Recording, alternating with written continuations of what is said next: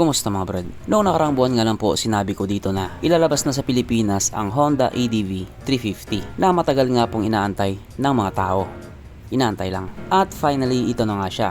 Ilalabas na siya. Ito nga po yung nilabas na teaser ni Honda. Oo, sa video na yan, anino lang naman talaga yan. Pero obvious na din naman na yan na talaga yan. At kung ikukumpara nga po sa ibang mga adventure scooter na made in China, di hamak na mas matibay talaga itong nanggaling kay Honda. Basta ba wag ka lang manghabol ng Fortuner sa kalsada, magiging kwento ka talaga.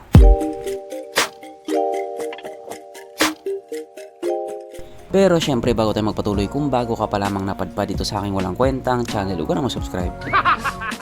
So yun na nga, sa hinabahaba nga po ng panahon, tuloy na rin inilabas sa Pilipinas etong isang to. Ang isa nga po sa pangmalakasang adventure scooter ni Honda, ang ADV 350.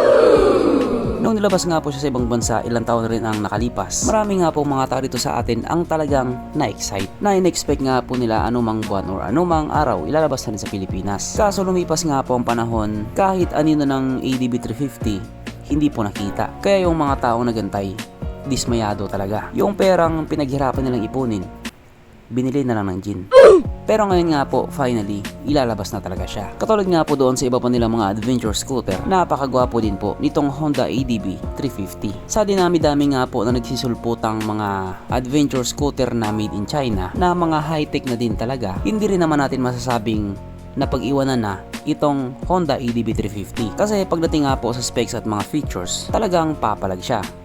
Tapos idagdag mo pa na ang tatak niya, Honda, na siya nga pong #1 motorcycle brand dito sa Pilipinas. Meron pa nga akong comment na nabasa. Hindi ka tao kung hindi ka naka-Honda. Okay, isa po akong garapon. Ganon nga po kalakas ang amats ng ibang mga naka-Honda. Yung iba lang naman, hindi ko po nilalahat. Aminin nyo na may mga tao talaga na kapag Honda yung motor nila, ang taas ng tingin nila sa sarili nila. Ayaw na ayaw nilang ma-overtake ng mga motor na made in China. At kahit hindi sila ginit-git daw sila. Kaya ang gagawin nila, hahabulin ka nila. Tapos haharangan ka nila. Tapos abugbog ka nila. Kaso yung binugbog nila may piw-piw pala. Kaya bawi na lang next life.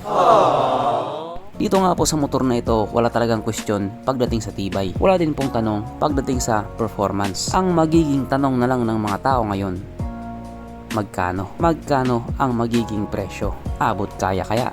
Afford ba ni mama? Yan nga po yung aabangan natin. Pero syempre, expect the unexpected.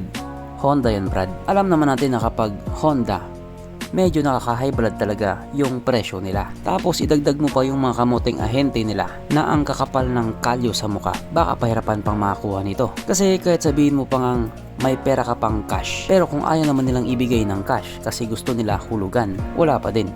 Mabubwisit ka lang. Tapos yung DTI tulog din sa pansitan. Kaya tingnan na lang natin kung anong mangyayari. Pero kahit nga po ganun, wala pa din tayong bounce cave. Bye.